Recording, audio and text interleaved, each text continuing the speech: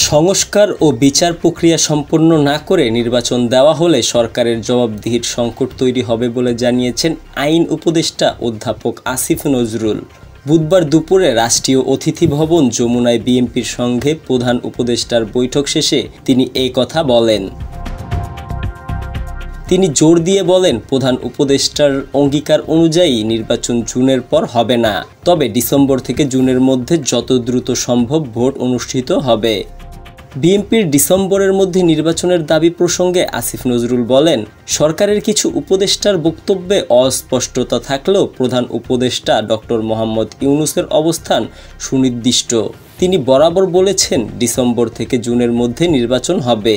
এই সময়সীমা ইচ্ছাকৃত দেরির লক্ষ্য নয়, বরং প্রয়োজনীয় আইন ও নীতি সংস্কার শেষে দ্রুততম সময়ে ভোটের ব্যবস্থা করা হবে। মাছে ভাতে বাঙালি, আর সেই মাছ পেতে আসুন লন্ডন ফিশ নেটে। জি হ্যাঁ, ইস্টহ্যাম পুরাতন টাউন হলের সন্নিকটে আপনার প্রিয় মাছের সম্ভারে ভরপুর। আসুন, দেখুন, বাজার করুন ছোট বড় সব ধরনের মাছ। বাহ, একই ছাদের নিচে প্রয়োজনীয় সবকিছু পাওয়া যায়। বৈঠকে বিএনপির সঙ্গে আলোচনায় সংস্কার প্রক্রিয়ার জটিলতার উদাহরণ টেনে তিনি বলেন, ডিজিটাল সুরক্ষা আইন চূড়ান্ত করতে 23 বার ড্রাফট সংশোধন করা হয়েছে। এরকম প্রতিটি সংস্কারের সময় লাগে।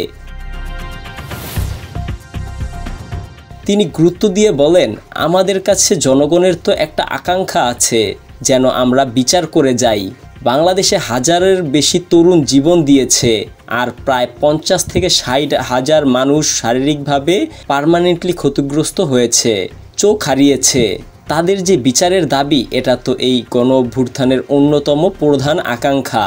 সেক্ষেত্রে আমরা যদি কোনো বিচার না করে যাই, কোনো বিচার না করে যদি নির্বাচন দেই, মানুষের কাছে নিজেদের কাছে জবাব দেব কিভাবে?